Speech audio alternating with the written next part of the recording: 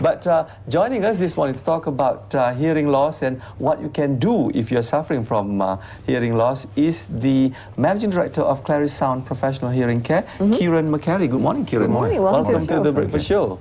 So, hearing loss, alarmingly, we all think that, you know, only old people find it, have hard of hearing, but increasingly young people as well. Indeed so.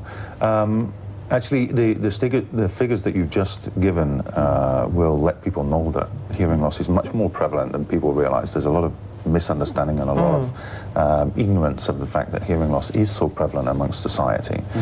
The figures are quite staggering when you look at it. When you look at 20% of people have difficulty with communication. I'd like to just clarify that hearing loss in itself is not really the issue. It's the effect of the hearing loss.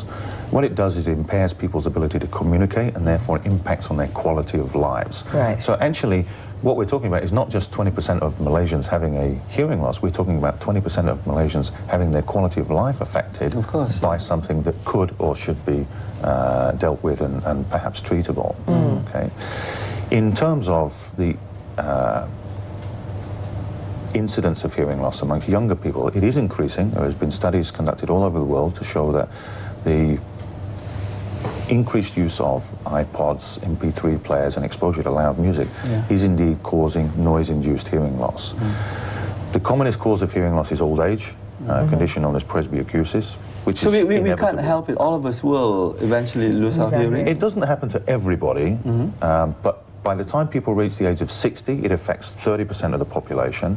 And when I say affects, this is 30% of those turning 60. Age 60. Yeah. 30% of those will have a significant hearing loss, and there's a clinical definition for that.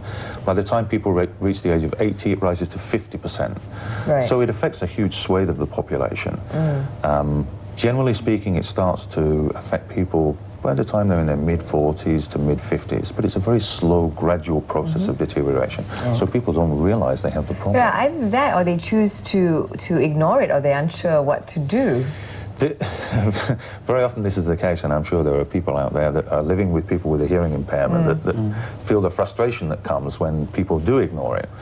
Part of it is because there's a slow, gradual deterioration, people actually don't realise that they're losing their hearing. What they tend to do is to blame other things. So they'll say, it's too noisy, or you're not speaking clearly enough, or they come up with a whole battery of excuses. When they do start to realise, then of course people's initial reaction is to be defensive. So it's normally people close to them saying, Mum or Dad, or you're going deaf. They say, no, I'm not, it's you, etc. So it ends up in sometimes loud enough, in a family argument, and indeed that's very common.